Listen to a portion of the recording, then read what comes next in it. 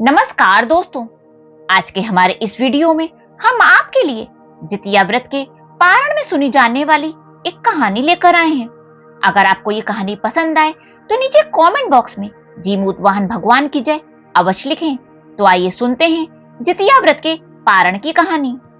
किसी गांव में एक पति पत्नी रहते थे। उनका एक छोटा सा बेटा भी था। बेटे का नाम रवि था। वह लोग बहुत गरीब थे। पति दिन भर मजदूरी करके अपने परिवार का पेट पालता था। धीरे धीरे समय बीतता गया और उनका बेटा 5 वर्ष का हो गया। लेकिन तभी अचानक से उसके पिता की मृत्यु हो गई। अब सारी जिम्मेदारी रवि की मां पर आ गई। पति की मृत्यु होने के बाद वह बहुत ही दुखी रहने लगी, क्योंकि वह लोग बहुत गरीब थे। घर में खाने के लिए भी कुछ नहीं था। वह दिन भर सोचती रहती कि अब मैं अपने बेटे का पालन पोषण कैसे करूं। अब रवि की मां पास पड़ोस के लोगों के यहाँ काम करने लगी। काम करने के बाद जो कुछ भी मिलता उसी से उन मां बेटे का गुजारा चलने लगा। एक दिन की बात है, जितिया का त्योहार आने वाला था। तो रवि की मां बहुत ही दुखी थी और अपने बेटे की चिंता में बैठी हुई थी। तभी उसकी पड़ोसन उसके घर आई और बोली, बहन, जितिया का त्योहार आने वाला है, तो तुम भी अपने बेटे की सलामती के लिए जितिया का व्रत रखना। तुम्हारा तो एकमात्र वही सहारा है। उसकी लंबी उम्र की कामना के लिए तुम ये व्रत करना। तब रवि की मां ने कहा, ठीक है बहन, मैं अपने बेटे की सलामती के लिए जितिया का व्रत अवश्य रखूंगी। फिर नहाए खाए का दिन आया तो रवि की मां ने सुबह जल्दी उठकर सारा काम किया और नियम पूर्वक पूजा पाठ की। फिर पड़ोसी के यहाँ काम करने चली गई। वहां उसे कुछ चावल की खुरदी और चावल मिले तो वह जल्दी से घर आई और चावल बनाए। उनमें से कुछ चावल निकाल कर अलग रख दिए और थोड़े चावल माँ बेटे ने खा लिए।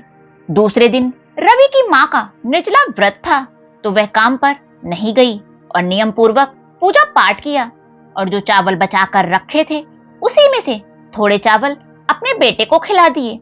फिर अगले दिन व्रत के पारण का दिन आया तो उसने सोचा, ये थोड़े से चावल रखे हैं, मैं इन्हीं में से थोड़े चावल खाकर व्रत का पारण कर लूंगी। फिर पड़ोस में काम करने जाऊंगी, वहां से जो भी मिलेगा उससे गरम गरम खाना बना लूंगी। उसने अपने बेटे से कहा, बेटा तुम जाकर बगीचे में खेलो, मैं अभी काम से लौटकर तुम्हारे लिए गरम गरम खाना बनाऊंगी। बेटा खेलने चला गया। उसने व्रत का पारण करने के लिए बासी चावल खा लिए। बासी चावल खाने की वजह से जीमूत वाहन भगवान नाराज हो गए और उनके क्रोध के कारण बगीचे में खेल रहे रवि को एक नाग निगलने लगा। जैसे जैसे रवि की मां चावल खाती जा रही थी, वैसे वैसे वह नाग रवि को निगलता जा रहा था। उसकी मां ने जैसे ही पूरे चावल खत्म किए, वैसे ही उस नाग ने रवि को पूरा निगल लिया। वह चावल खाकर पड़ोस में काम करने चली गई। काम करके जो कुछ भी मिला उसे लेकर अपने घर आई और गरम गरम खाना बनाया। खाना बनाने के बाद वे अपने बेटे को बुलाने बगीचे में गई, लेकिन उसे वहां रवि नहीं मिला। उसने आसपास देखा, बहुत ढूंढा, फिर पड़ोसियों से भी पूछा, क्या आपने मेरे बेटे को कहीं देखा है क्या? तो पड़ोसियों ने कहा, नहीं, हमने तो कहीं नहीं देखा। अब तो उसे बहुत ही चिंता होने लगी और वह जोर जोर से रोने लगी कि मैंने तो उसकी सलामती के लिए जितिया का व्रत रखा था और यह सब क्या हो गया। उसे रोते देखकर जीमूत वाहन भगवान को उस पर दया आ गई और वह एक बूढ़ी माँ का भेष धरकर रवि की माँ के पास आए और उनसे पूछा, बेटी तुम क्यों रो रही हो? तब उसने बताया, माँ जी, मेरा एक ही बेटा है, वही मेरा एकमात्र सहारा है, पर पता नहीं वो कहाँ चला गया, कहीं मिल ही नहीं रहा। मैंने तो उसकी सलामती के लिए पहली बार जितिया का व्रत रखा था, फिर भी यह सब हो गया, अब मैं क्या करूं? तब बूढ़ी माँ ने कहा, बेटी तुमने व्रत के पारण के समय क्या खाया था? तब उसने कहा, माँ जी, मैंने तो बासी चावल खाए थे। तब बूढ़ी माँ ने कहा, तुमने यही गलती कर दी।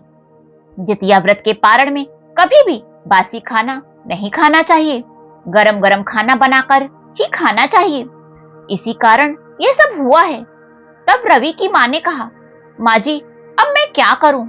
वह जीमूत वाहन भगवान से क्षमा की याचना करने लगी।